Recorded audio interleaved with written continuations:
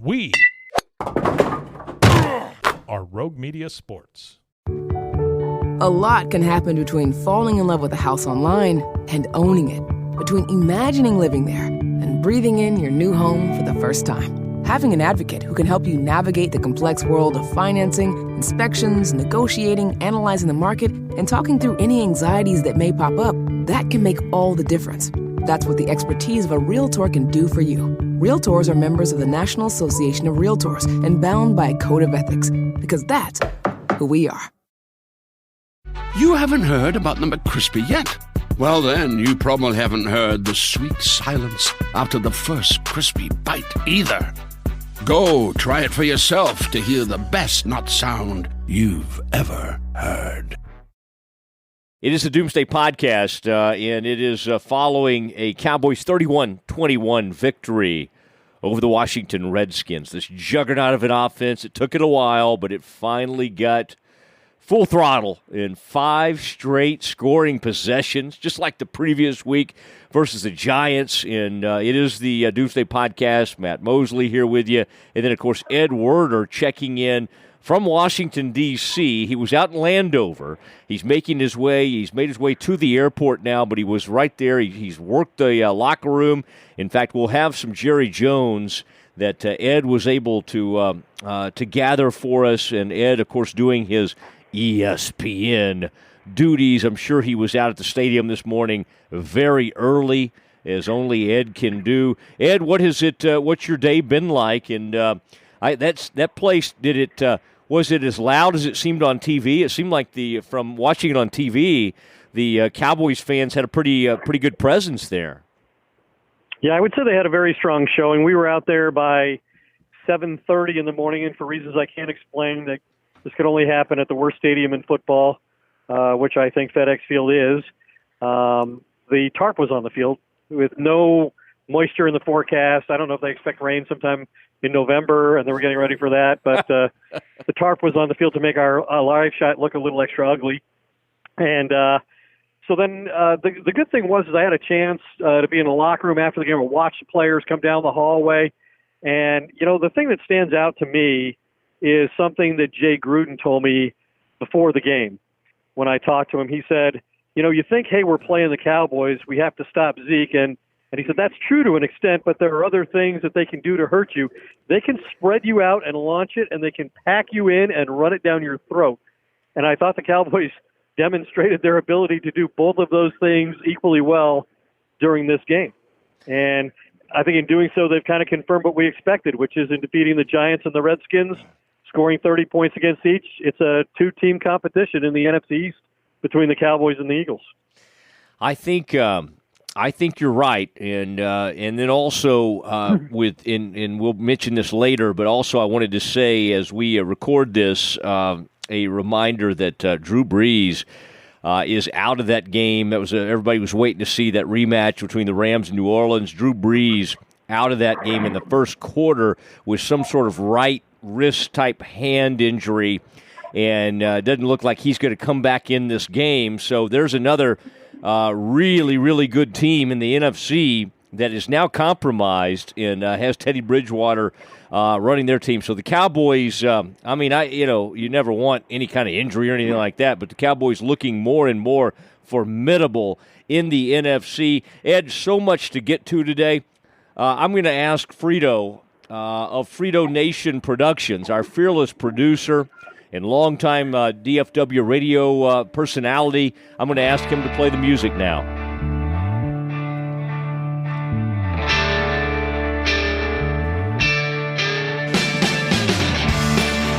All right, there it is, and it's time for the Doomsday podcast as we continue to roll along. Ed Werder has been out there in Landover and was out there, made his way, of course, to that just hellhole of a stadium.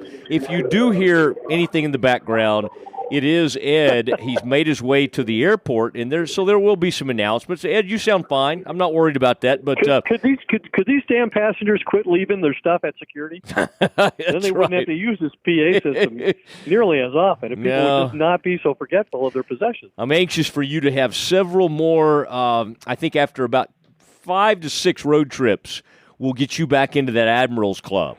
And that is when Ed, boy, I love when you get in there and really flex your muscles and get involved. But for now, you're at the airport. It's fine. You're flying out of there. Which one are you flying out of?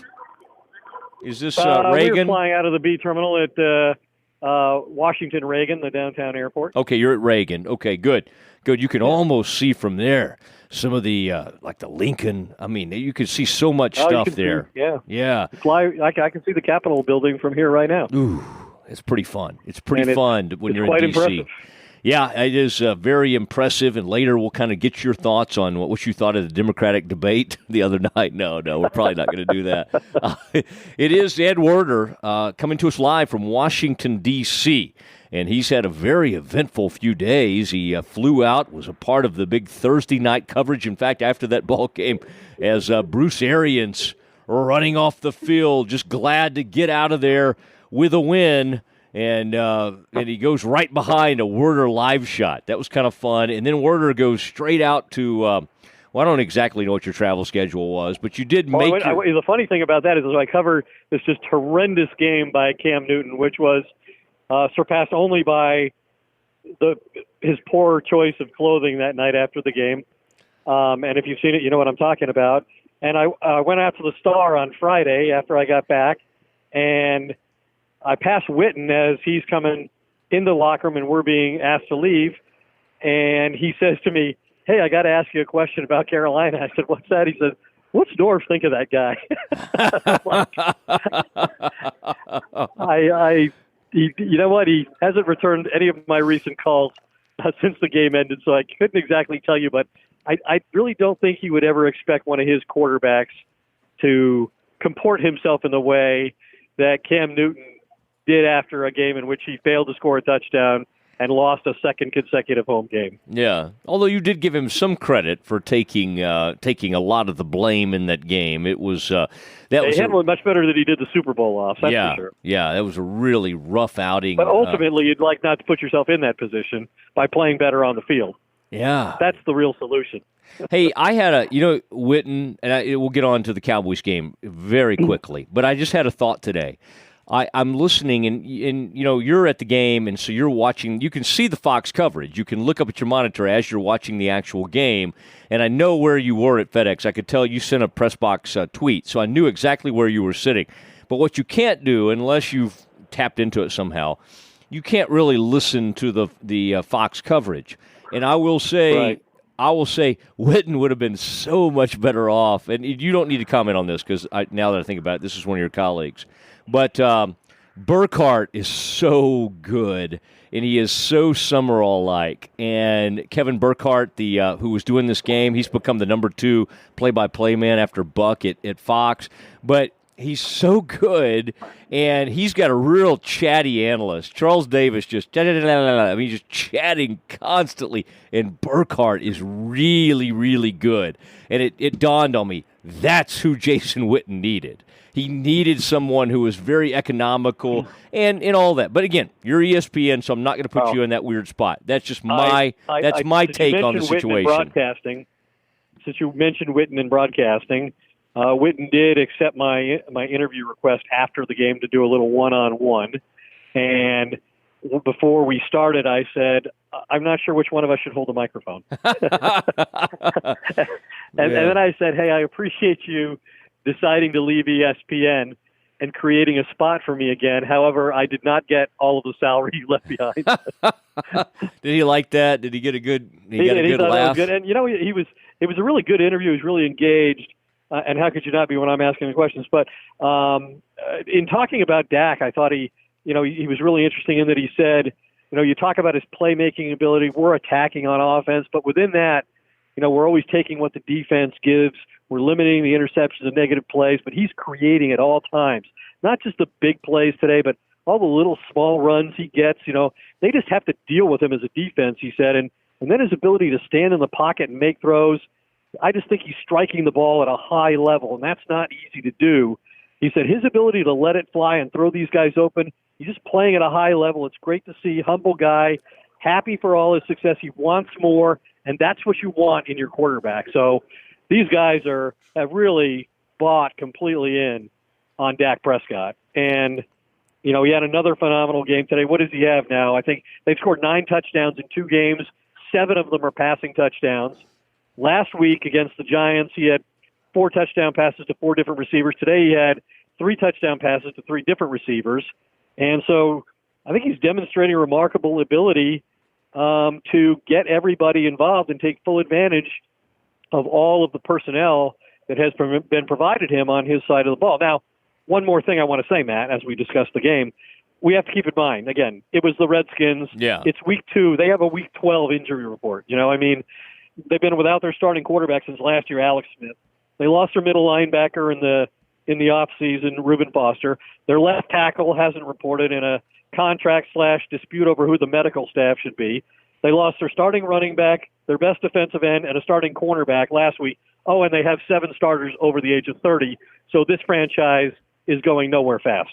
Yeah, I agree with you. And same thing for the Giants. They're not really headed anywhere, although it does look like we'll see Daniel Jones soon, the way that thing is headed. But 2-0 start, I mean, but you can know it's the Giants and the Redskins and still be wowed by what Dak has done to this point. And I find that, I mean, that may be a conversation for another day, but real quick on this point, you and I both know probably better than just about anybody that Witten and Romo's relationship and how close they are. But we also know that, and at times it kind of puts Witten in an awkward situation because he's got this new quarterback and he doesn't want to say anything but even with that interview, and I can't wait to see that and kind of and be able to watch that because I was like driving out here when all that was happening. But I'm kind of I think it's kind of funny because Witten, one of the reasons I think he wanted to come back, he wanted out of the booth. We both know that. But he also missed it, and I also think he loved this quarterback. I mean, I really think he and that's a tricky thing because Tony will always be one of his best friends. But at the same time, I think he weighs that against, well, this guy is every bit the leader Tony ever was. And again, I thought one of the remarkable statements I've ever heard Jason Witten make, using everything you just said as context for what I'm about to say, which is when he went to training camp, he said, I've never been around a leader like this. I mean, for him to make that comment, given everything you just said about his relationship and the respect he has for Tony Romo, I think that's a pretty remarkable statement. And I remember the very first time, right before Dak's first start against the Giants in 2016, after Romo got hurt against Seattle, if you remember, Dak took over a team that had been 0-11 the year before without Romo, in games Romo didn't play.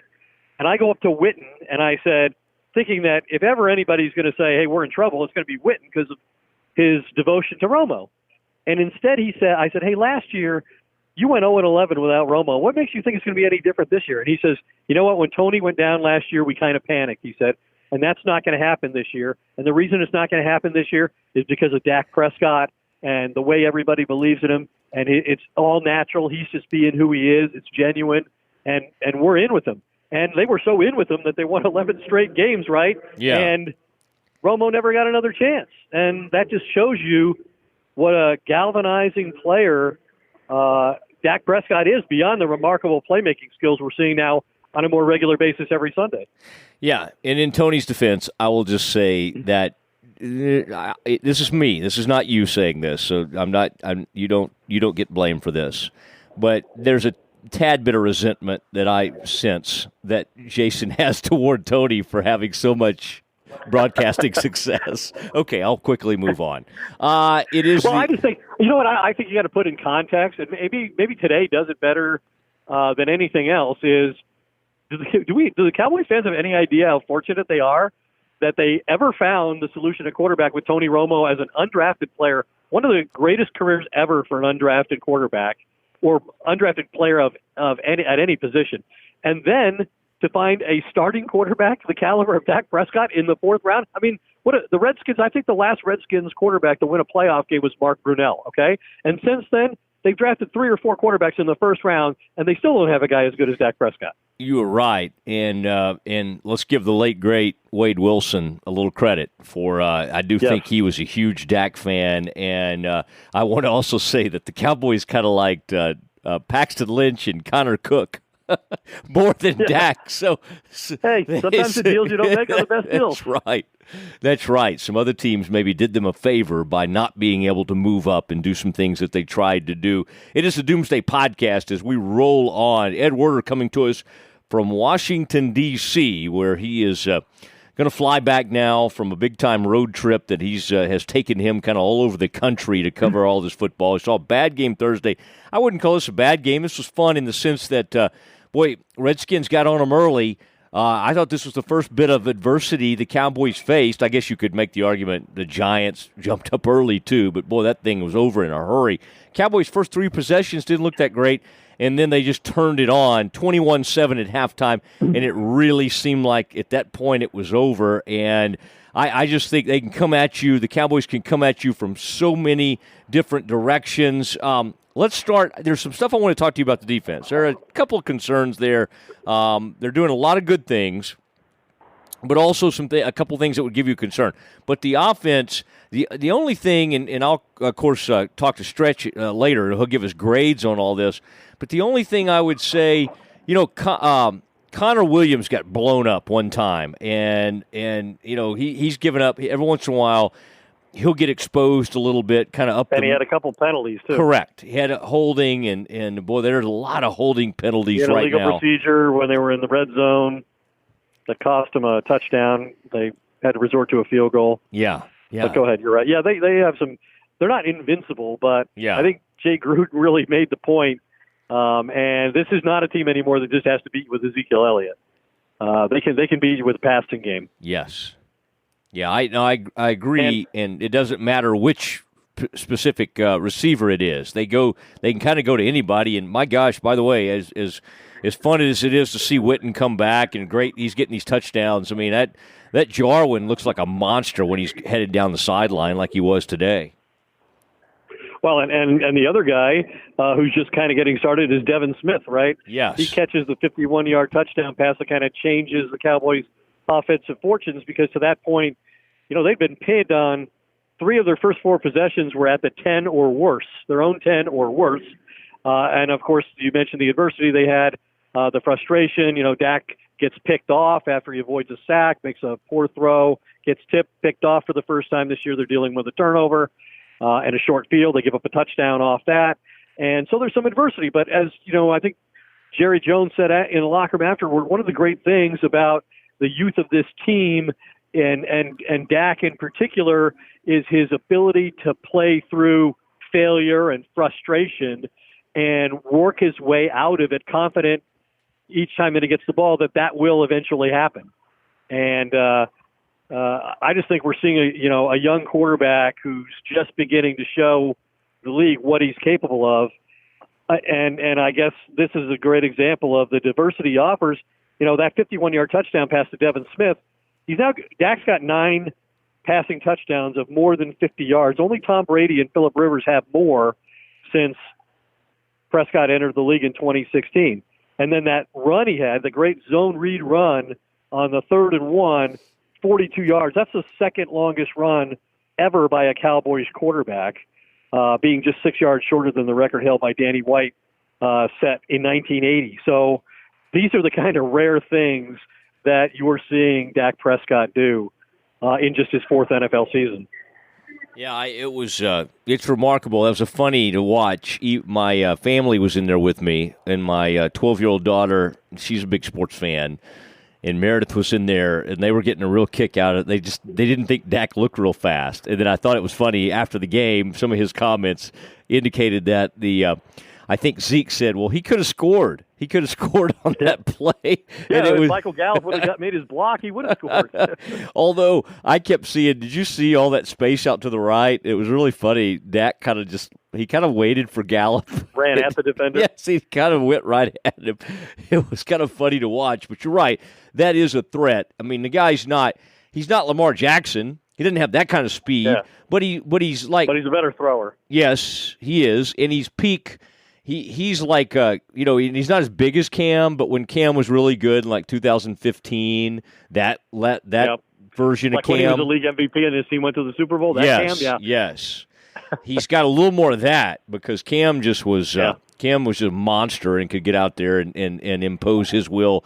And then RPOs, those look fun, man. Those look really good. And that one you're talking about, the 42-yard run, he just kept it, and everybody went with Zeke. Did you see that? I mean, everybody, they're like, oh, my gosh, we got to follow Zeke. And he just – Actually, I think it was Tony Pollard. Was it Pollard? Pollard okay. was in the game at that time. And that's another interesting thing I think we saw from an offensive strategy point of view, and really speaks to the depth, is that, they trusted Tony Pollard with that possession at the end of the third quarter, thinking that they could get a lead and then they could have Zeke fresh and pound the Redskins in the fourth quarter, and that's exactly what they did. They scored on the possession that Pollard was in the game. I think they kicked the field goal, gave him a 10-point lead, but then Zeke came in the fourth quarter and had like 9 carries to kind of put the game out of reach for the Cowboys. So that was kind of a new tactic that we've seen them use in terms of having drafted Pollard and now feeling like Elliott is where he should be, having overcome now the missing all of training camp and the holdout of the preseason. This is now the team that I don't think this will happen all season. It may happen against the Dolphins, where they're like, let's get this guy a touchdown. And they did that they were trying to do it with Pollard, and they got him in the end zone, and that call got pulled back. Was that Connor? Was it Connor over there? I think it was Cooper. I think Cooper got, you're right. Had a hold or something on the play. Yeah, they had a few of those calls today that might hurt you at a closer game, but they really... But you're right. I mean, the number of guys scoring touchdowns and making big plays, I mean, it's sort of like the quarterback trusts them all. And, Devin Smith, let's give him credit. Former second-round pick, has blown out his, the ACL in his knee twice and persevered through that. And the Cowboys get a guy who was, obviously deemed a second-round talent at one point, who made their squad as a fifth receiver, and he scores on a 51-yard touchdown catch today. Yeah, and he only was able to really get in the mix because of Tavon Austin being out with a concussion. And so now, it's going to be really hard to get Devin Smith out of there with the way he looked today. Go ahead. There were a lot of people in the Cowboys locker room who were happy for Devin Smith to be rewarded through all of his perseverance and overcoming adversity in a very personal sort of way, that he was rewarded with that touchdown for how hard he's worked. Yeah. Only real poor. Well, he threw it behind Cobb, and you could make the argument there are some receivers that might have reached back there and caught that ball, but that would have been really tough. And I think on the interception, from my vantage point, I could kind of have a quarterback's point of view to a degree. It looked like he saw Gallup late. Gallup was open very early wide open down the left sideline, and first of all, I think Dak was late to find him, and then he threw a poor ball. If he throws it to the inside instead of the outside, it's a big gain at worst and a touchdown at best. So I think that was just a poor throw by Dak. And then the one where was that Gallup that got open on a deep ball, and he just couldn't quite adjust to the ball. Dak put it out there, and it just wasn't. It wasn't really on the money. I mean, my gosh, the guy had 4 incompletions on the day, 25 for 29. Yeah. So he missed a couple of big throws. You got to keep the guy honest. But for the most part, how funny was it? I mean, maybe you remember this off the top of your head, but when they said he couldn't quite, he came close to the consecutive completions record, which is held by Brandon Weeden at 21 consecutive completions. Well, I was like, what? what? About Brandon Weeden? I've never seen a guy who can spin it like that. So that's some fast company that Dak's keeping there. It is. Yeah, all the great Cowboys quarterbacks, 2 Hall of Famers, and some other really good players, and it's Brandon Weeden whose record you're trying to achieve. Yeah, very, very, very funny. Now, before we get to the defense, Ed, I want you and I to discuss the defense. Ed had some time with Jerry, got involved in the big scrum that always happens after the game. It's not quite as huge on the road, so you can get in there a little closer with Jerry when you're on the road. And let's take a listen to some of the highlights from that conversation. Here is Jerry Jones after the game. The thing that when you hear quarterbacks described, it always is coupled with you need somebody that can come to practice after he's really had a bad game. You need somebody that can get in the huddle after he's had a bad play. It's always about mentally overcoming the human frailty, if you will, of getting disappointed and losing your confidence, or basically having a doubting moment. And I'm sure he has them. He just plays through them. I don't think there's any question that the team represented having doubting moments at times out there today and played through them. And I think that's really, in a way, that's his personality. Is this the offense you expected when you hired Kellen Moore? Is this what you thought it would look like? I thought that you would see, like at the beginning of this year, yes, I thought we would see more play action. I did. I think certainly he's spent a lot of time. He works the pocket, but the way we're structured, play action fits him real well. And so it doesn't surprise me at all that we're seeing a lot of play action. It doesn't surprise me at all that we're mixing it up for the defense out there. I think Kevin's got great communication skills. He really can communicate with these players. They can try and attempt and execute some things that are just that. They mix it up out there. He's got a lot of confidence in getting over it if they fail. How appealing is I think we're seeing what young people can bring to the table. Young people are supposed to make mistakes, and young people are supposed to have more thought about the future and not get deterred. And we got a young coaching staff, and I'm glad to see us taking advantage of that aspect. How appealing is this style of offense to you? What? How appealing is this style of offense to you? Well, I think the fact that we're physical, yet at the same time, philosophically have not realized, but realized we've got to get them back off of the line of scrimmage.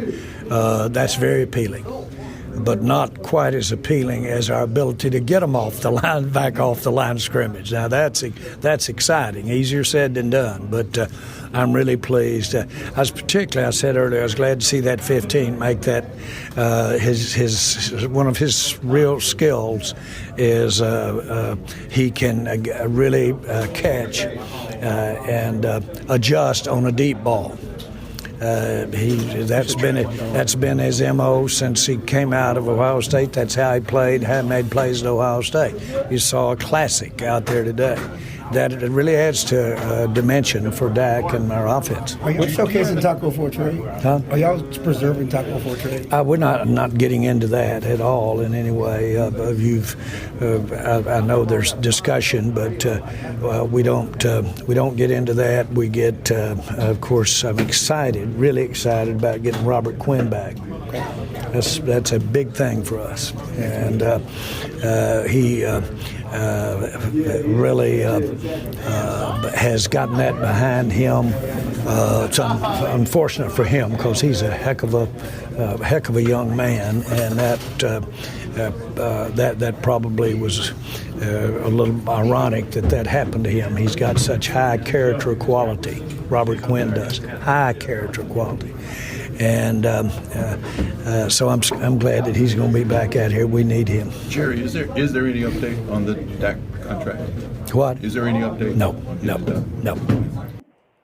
All right, there he was. And Ed, from your post-game activities and kind of listening in on a lot of things and then getting in there and doing all your ESPN work, what stood out to you? Anything really grab your attention after the game? Was there any coach that mention anything to you? A lot of guys will kind of say things to you sometimes in passing as they're headed over to the bus. Anything really stand out to you from the post-game conversations? I know you had a lot of pre-game conversations since you were out there so early. You've already alluded to those. Anything post-game that stood out to you?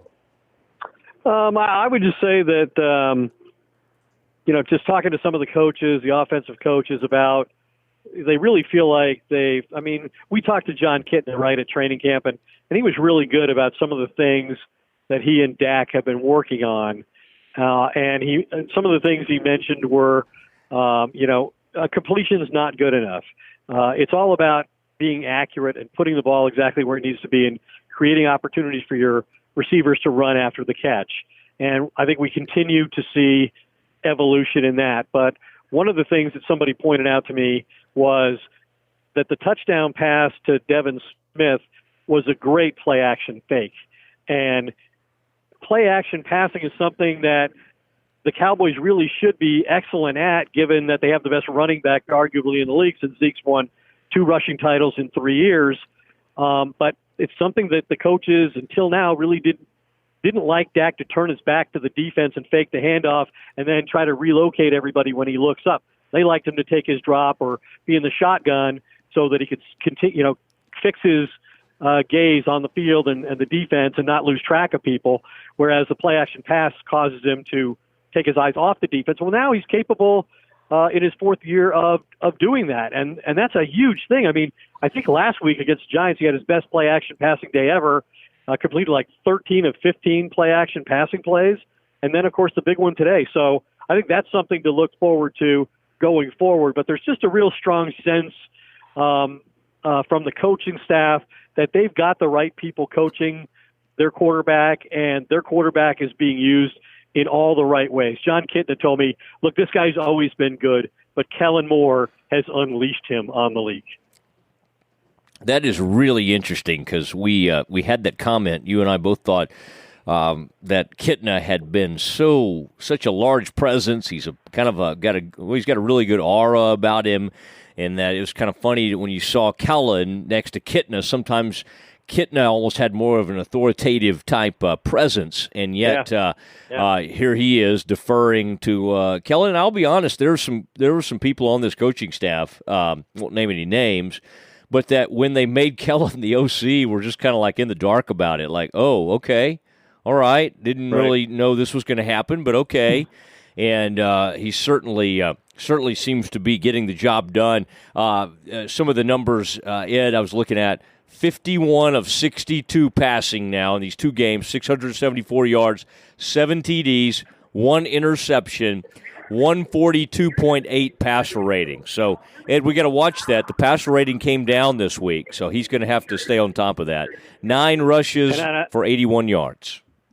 And I think the last Cowboys quarterback to start a season with 2 games and having 7 touchdown passes was Don Meredith in like 1966. So I think that was before Brandon Wheaton, if I remember correctly. But it's pretty remarkable the milestones that Dak seems to be achieving on a regular basis now. Yeah, it's very remarkable to see. Now, I wanted to get over on the defense for a minute and visit a little bit about that. For the most part, obviously early.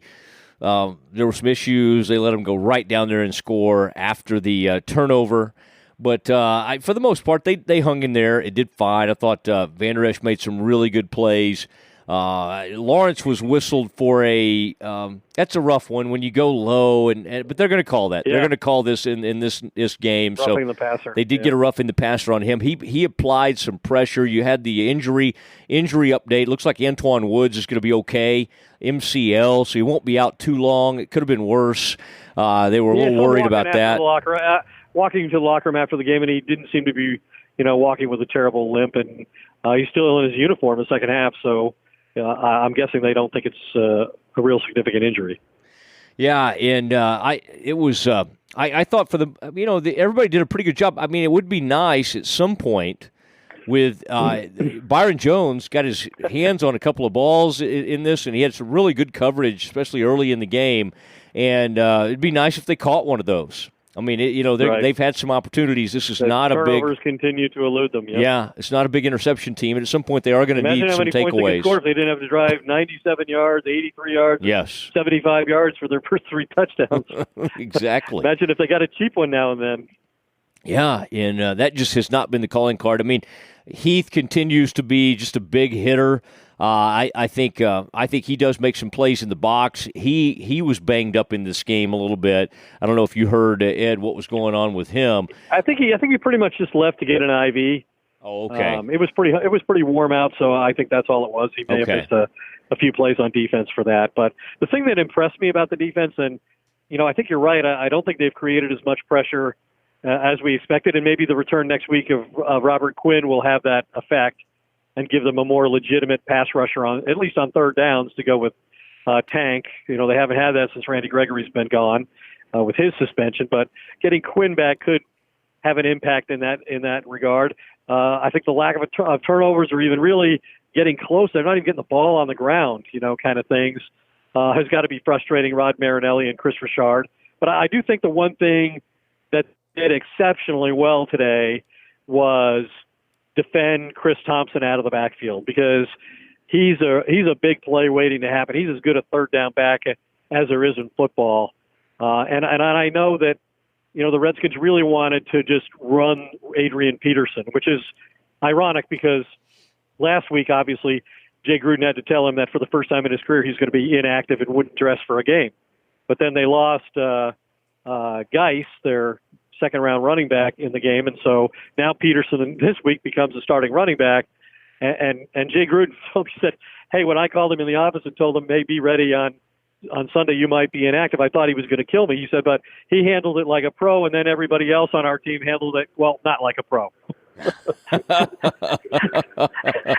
and then he said, so now the plan is we want to give, Adrian Peterson a lot of carries today, and if he succeeds like I think he will, then these people will say I look stupider than ever for what I did in not dressing him week one, so I can't win. But the Cowboys did a great job, I thought, on Peterson in the run game in general, because he had 99 yards against him when the Redskins beat him here last year, which was their only division loss, was on this same FedEx field.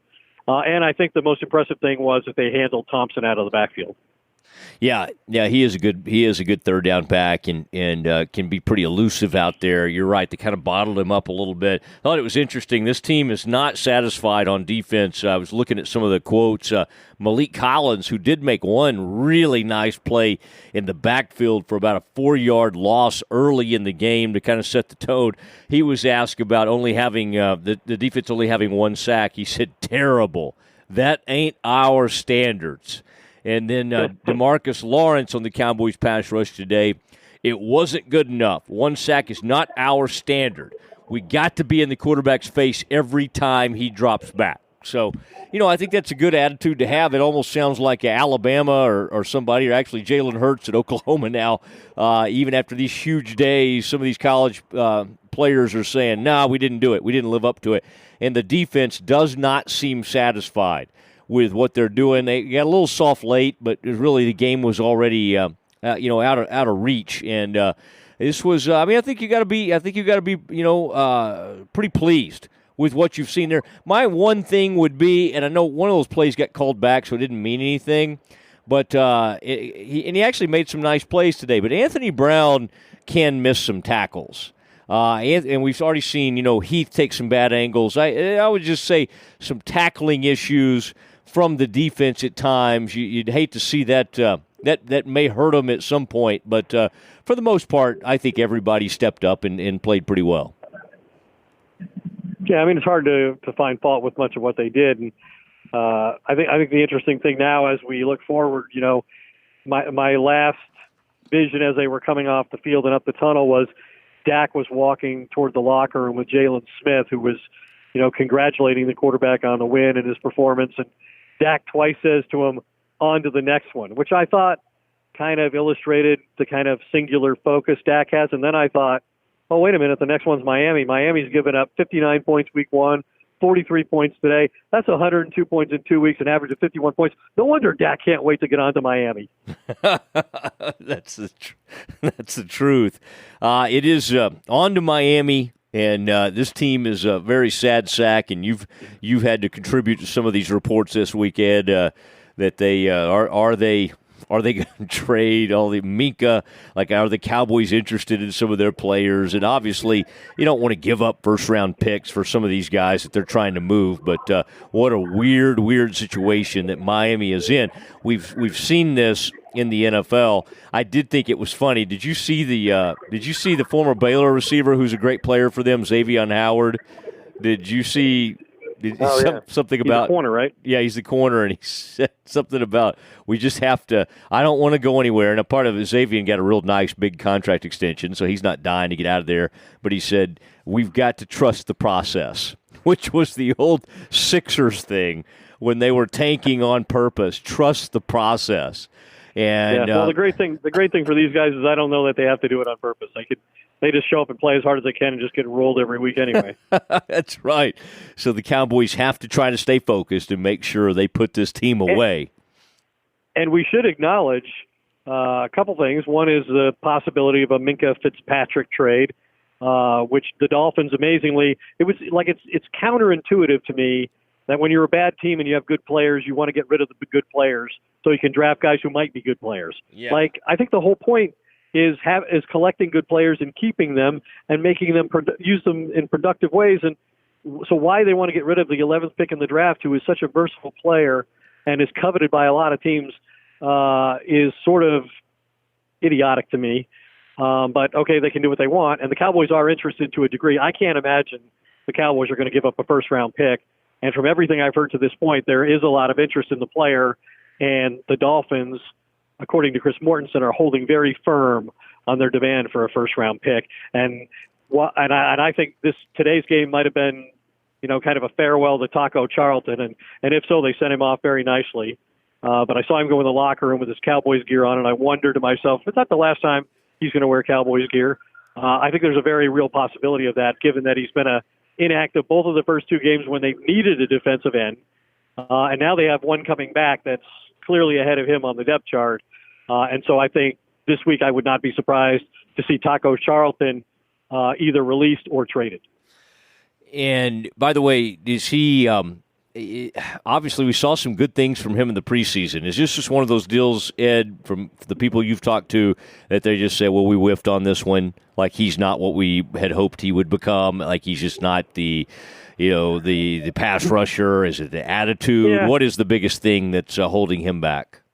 Obviously, he's not a guy who's bought in. He's not a guy that they think works exceptionally hard. And I think those are two fundamental assets that players have to have if they're going to succeed under Rod Marinelli. And there aren't very many guys. I think Marinelli is viewed as a guy who gets a lot out of ordinary players. And so if he can't make Taco Charlton a player, then who really thinks they can? I don't think there were a lot of teams that had Taco as a first-round pick, a late first-round pick, but a first-round pick that's where he went, and then that becomes the expectation, and he's really never approached it. And I know a lot of teams were down on him because they didn't see him as a very explosive rusher. I think if we went back to our podcast we did after that draft, that would be the thing that stood out of the criticism of the pick was this is not a guy who's an explosive pass rusher. And if they really hit on him, maybe he's Jim Jeffcoat, but obviously he's not even that. And he's not even, he's not Tony Tolbert, he's not Jim Jeffcoat. And so in all likelihood, his career is very near its end here in Dallas. All right, quickly before we let you catch this flight, what was that like getting to see your team that you've loved for many years, the Atlanta Braves? I saw the tweet about it. You appeared to have really good tickets, and you ended up about 3 rows behind the dugout there on what was it, third base line or first base line? I couldn't. Yeah, third base line. Third base right line. By the third base dugout where the Braves were. Yeah, it was great. There were a lot of Brave fans there. And it was a beautiful day because it was kind of cool and breezy and overcast, so the sun wasn't beating on you. And the Braves managed to get into the Washington Nationals bullpen and took them apart and won the game 10-1. The unfortunate thing was obviously Charlie Culberson squared around a bunt and took a 91-mile-an-hour fastball right in the face below his eye. So obviously hoping that injury is not as serious as it seemed at the time and that he's able to make a full recovery. But I almost got to see Ronald Acuna, our 23-year-old phenom, hit his 40th home run. But he hit it to the deepest part of the park and used every inch of it. And it was just a long fly out, but he did help break the game open later with a double down the line. All right, Ed, that was, fun. You sound like you had a good trip. Glad to get you back. And boy, continued blessings on Jill as she continues to make progress and in her recovery, and we've all charted that and been able to kind of follow that on social media with you. And she's been remarkable and shown such great resilience going through what she's gone through. So really appreciate everything, you keeping us up to date on that. And safe travels, sir. We'll have Glenn Stretch Smith coming up next. Anything you want me to bounce off of Stretch? I think you're capable of giving him a full dose of inquiries. Okay, all right. Nothing strikes me at the moment, but hopefully he'll limit his use of profanities at a moment like this. And I guess I wonder if he views them as a legitimate contender if you can identify such a team this early in the season. Interesting. Okay, we'll hit him up on that, and we appreciate it. Safe travels, Ed. Thank you very much. All right, see you soon, my friends. There he goes. Ed Werder now will fly back to us, and he'll be in position to cover Cowboys versus Dolphins next year. Wanted to say before we get to the great Glenn Stretch Smith, and he gives his grades, thank you to our fine sponsors. First of all, I want to say, the Hodges brothers, Craig Hodges, just an amazing friend, and he does an unbelievable job. And it is Hodges Capital, and what they do is they've been doing it for a lot of years. And I feel like, if you're in this Dallas area, or if you're really anywhere, you'll see Craig from time to time on CNBC. And Clark is his brother. Both went to Baylor, where I went, and they just do an incredible job, and Hodges Capital has become one of the most recognized funds really in the country. And what they do is put people in these mutual funds, and they put together the exact right funds for you, and they tailor it to your needs. And anybody from just extremely high wealth to folks that are just looking to really pad their retirement a little bit and to be taken care of as they kind of move into their glory years. The Hodges do that for you, and we appreciate them so much for doing that. Also, MyBookie. MyBookie has better bonuses and more prop bets than any other sports book, period. This year, they're hosting the first online handicapping super contest. First place guaranteed to win at least $100,000. Only costs $100 to enter. All you got to do is pick 5 NFL games against the spread every week to climb the leaderboard and score your share of the huge cash prize pool. That's why MyBookie is always the right play. You bet. You win, they pay up to $1,000 first deposit bonus. Double your first deposit. Use the promo code Doomsday, DOOMSDAY, to activate the offer. Visit MyBookie online today. That's MyBookie, MyBookie.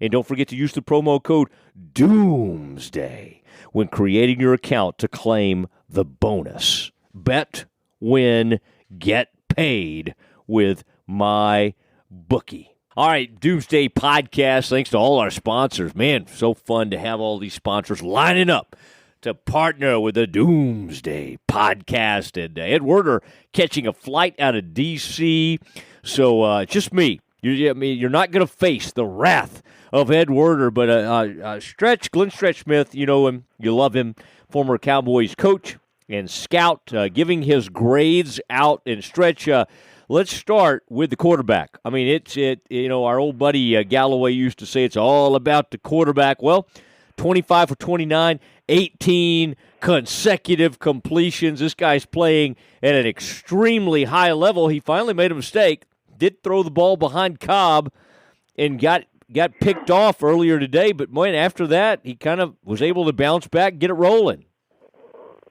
Well, and that's what you got to love about him. I mean, that didn't bother him a bit. I mean, he really kind of kicked him into the next level. I mean, he's got a great grasp of this offense.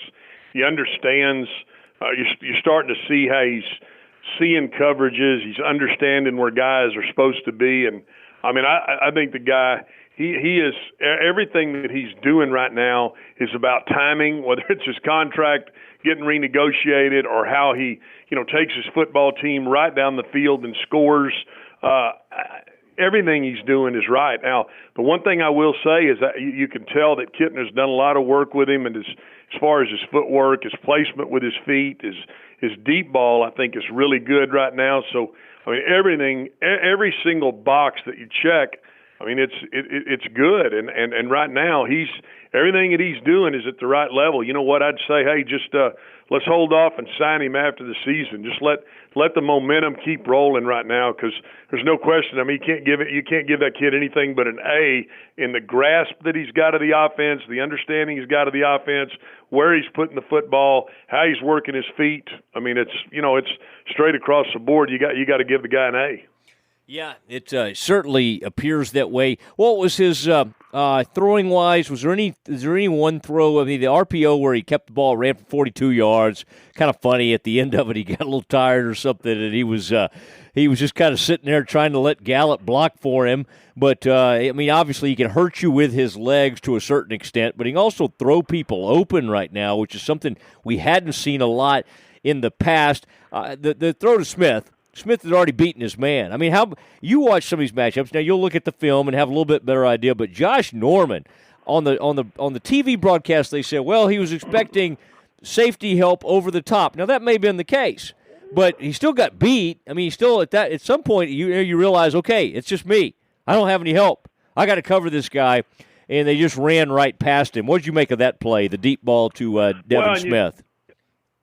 Yeah. They ran the inside receiver ran a corner, and what happened was the middle of field safety, he sees that guy flash in the corner. Well, he chases the corner, then the post comes right behind it. Well, I mean, Norman's playing outside leverage, and I do think that, he thought he had some middle of the field help there, because otherwise you wouldn't open your shoulder and play that heavy outside. So, I obviously I don't know what the call was. It looked as if they were trying to, play some sort of cover three, and he should have had help in the middle of the field. But I mean, again, a well-designed play, and I think that's what I'm talking about. We think that, well, is Dak throwing guys open? He is throwing guys open, but the reason he's throwing guys open is because he understands coverages better. He understands route concepts better. He knows where his guys are going, and when you combine all of that, then, I mean, it's a well-timed, well-oiled machine right now, and that's, I mean, the Cowboys are moving the football up and down the field with the, with the things that they're able to do from a matchup scheme, and then, with the quarterback who's, I mean, quite frankly, guys, he's got a great grasp of this offense, and you got to take your hat off to John Kitna and Moore, and quite frankly, Jason, for what he's done to put these guys in position to give them an opportunity to go get it done. All right, let's look at the offensive line. Obviously there was there were a couple things that were called back. Some big plays were negated. Connor Williams got called for holding, I believe, one time, and then he got blown up that one time. I think 94 came right up the middle on him, and that created that sack that Kerrigan got back there. But for the most part, it seemed like the offensive line certainly did its job. No doubt about it. I mean, you're going to give up. I mean, there are times, let's face it, I mean, the other guys, they're on scholarship and they get paid too. So, you know what? When a guy bull rushes you, it is very hard to stop. And you saw him get bull rushed, and then Kerrigan was able to come over the top. And, yeah, he got a little lazy with his feet, and he grabbed hold of the guy. They called him for holding, brought the touchdown back. But overall, when you look at how this offensive line continues to play, and I'm gonna point right to the center, who in my mind has gotten a veteran guy who's come back from the issues that he had, gets better from week 1 to week 2. To me, that's what you want to see in this offensive line. Whether we've talked about it a million times, but they are the stir that is in this drink right now, and it, everybody thinks, well, we want to talk about Dak, and yes, Dak's doing a great job, but he's doing a great job because he's getting great protection up front, and they are knocking some people off the football. I mean, down there on the goal line, that when you can impose your will in short yardage and goal line situations, that's what you want to see. And I think, they're coached by a guy who's got Colombo, who's got kind of that tough man mentality. And obviously that room is starting to take on that, they're starting to take on that feel. So I got to give that group a really a solid B+, and it would have been an A had they not, had the touchdown been not called back. But you're going to get some penalties in those situations, and does that really bother me? Not really. It bothers me more that I think that, Connor Williams has got to get better down in there, and he will. I mean, this is a guy, again, who is a little thin in the hips, and he's starting to get some thickness and understand how to anchor down in there. And obviously he's got unbelievable help with the center and a role model with the right guard and Zach Martin. So this offensive line is for real, and minus the fact that they got the touchdown brought back, it should have been an A grade. I'm going to go with a B+ with them. B+ with the offensive line. Wide receivers and tight ends. That group, Jarwin made a play. Obviously, Witten had a couple of plays in the game. Receivers are really spread around. Devin, Gallup, the whole gang, Amari, they were all involved. What'd you make of that whole group? Well, I think Cobb is the guy for me right now. He's the move guy, and they ran some reverses to him. He's a tough guy. I mean, he returns punts, smart, understands, really has a great grasp of the offense. And to me, he's the guy. We're not even talking about Cole Beasley. I talked to all kinds of Cowboys fans, and listen, not one single person is missing Cole Beasley, where Cole Beasley used to be, Cole Beasley, he's a Dallas kid, he went to SMU. Nobody missing him because of Randall Cobb. And yes, this group is continuing to get better, and you can tell there's a real chemistry between the quarterback and this receiving group.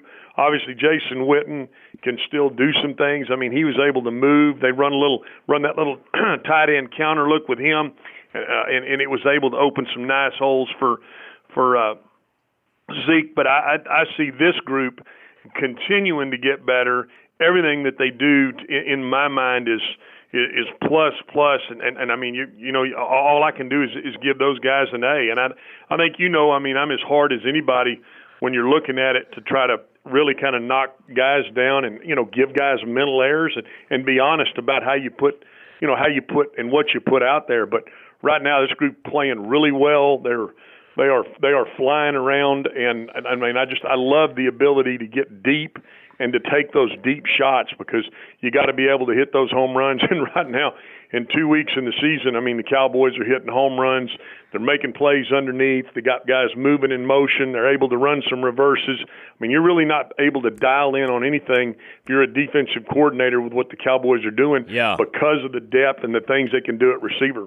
All right, running backs, Pollard and Zeke getting it done today, and Pollard spelled him a little bit. I was going to get in the end zone, but a holding call brought that back. But I thought both backs looked good, and Zeke, 111 yards, and late seals that thing, and then does that thing you love. Feed me, baby.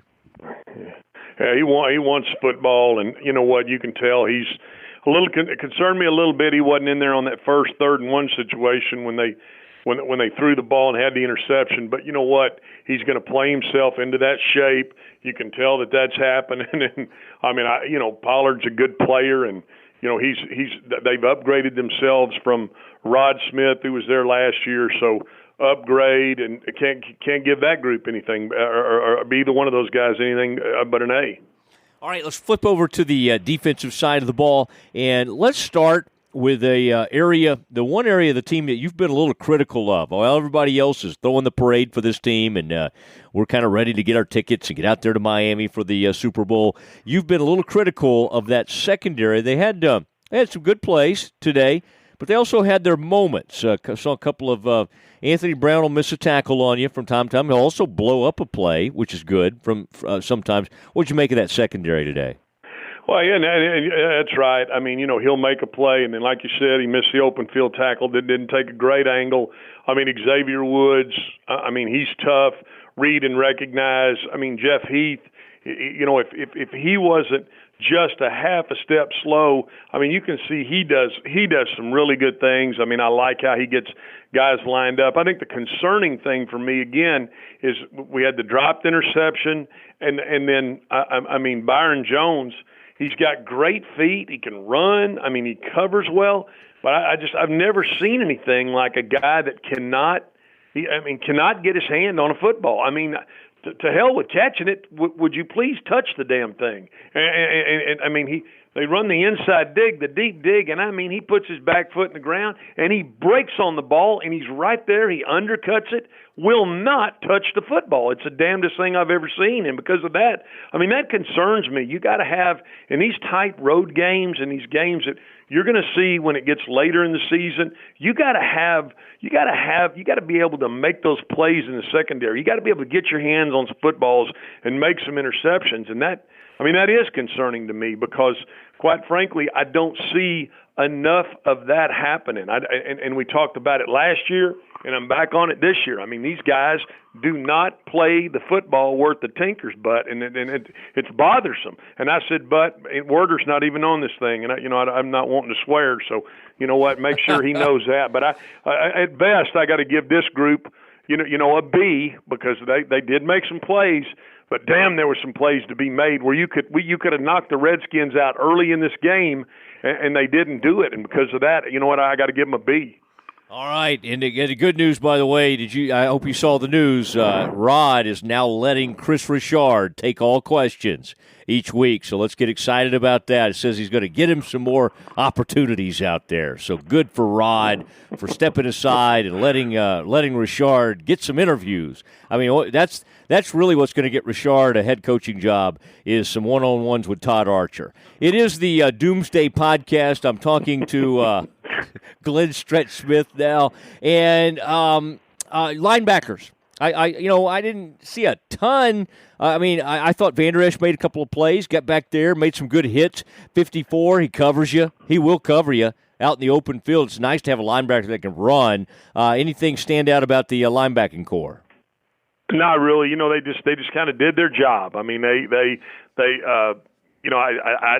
Van Der Esch does flash all the time. It used to be we used to talk Sean Lee, and now it's and now it's Van Der Esch. Jalen Smith's a good sound player. Not a lot here to either say, well, that really gets me excited, and then they do what they're supposed to do. They're where they're supposed to be, and because of that, I mean, you got to give that group a B. Productive players that are that are where they're supposed to be when they're supposed to be there. All right, and defensive line, Dorrance Armstrong was out there today. Obviously, you had Crawford got hurt, got a little banged up. His hip was hurting him. Had to leave the game. Antoine Woods is a little banged up right now. Looks like he'll have an MCL type thing. It should be okay. Should be back in a couple of weeks. But what did that D-line do for you? And how did Lawrence look, a guy who put a little pressure on the quarterback, but he seems to not be pleased that he's not getting those sacks. Well, and a lot of times, he's kind of the guy that's coming off of that edge, and everybody's aware of, his sack ability, his ability to turn that corner and play with that leverage. And he's a good football player. You talked about Crawford. Crawford had the sack, but quite frankly, I really thought we'd get more pressure out of these four up front. I really thought that you'd get some more production out of them. That concerns me a little bit. I'm not sure. And I'll ask you, Matt, is Quinn due back? Is he due back this week? Correct. He's going to come back against the Dolphins. Yeah. Yeah, and that's what they're going to need is that other speed guy to come blowing up the field. And when you do that, you'll get guys that'll turn the protection a little bit, either one way or the other, and I think that'll free some of those guys up. But right now, this group's kind of taking they're kind of taking that lunchbox mentality of, hey, they do keep coming off the football. They did a nice job of playing the run. They'll stunt and stem around, get where they're supposed to be. Nothing really flashy, nothing to really get you excited. But they do play sound football. Marinelli gets them coached up.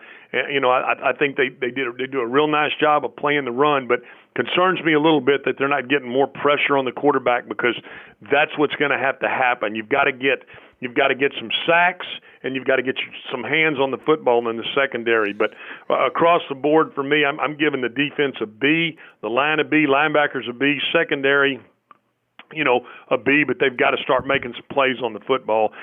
Special teams wise, they just keep lining up and doing what they're supposed to do until we see something bad there. I'm not really sure that we can spend much time talking to what's going on with the special teams. Well, listen, I appreciate it. I want to see a little bit of Tristan. I would like to get Tristan Hill involved, and at some point, Joe Jackson. Big Joe likes to get in there and be a part of things. And I want to see some Joe, and I want to see some Tristan, because I've seen enough of some of these guys, and they're just kind of standing up there. I don't know what they're up to, but I want to get some of these other guys involved. Stretch, good work, and we'll look forward to watching you on WFAA Channel 8 with Del Hansen. Del Hansen every Sunday night. Appreciate it, guys. Have a good evening. Thanks. There he goes. I thought that was a little abrupt, Frito. He just felt like he was ready to move on with his life, and that's okay. He's got a lot of TV responsibilities. Maybe that has something to do. Have I sent him cash this week? We'll see. No, I'll get him taken care of. It is Glenn Stretch Smith with his stretch plays and giving his grades out. Been a big time deal today. Thanks to our sponsors, Hodges Capital, also My Bookie. Thanks to Frito Nation Productions, one of the top producers of podcasters in the industry, especially in the Dallas-Fort Worth area. Everybody up here, McKinney, Plano, Allen, all of these areas. He's very plugged into all the Chamber of Commerces and all those kinds of things. Doing good work up here. And I think we have covered just about everything. The Dolphins coming to town next weekend. We'll be all over that one. Thanks for everybody who has been a part of this Doomsday podcast. We will see you next week. Thanks and good night, everybody.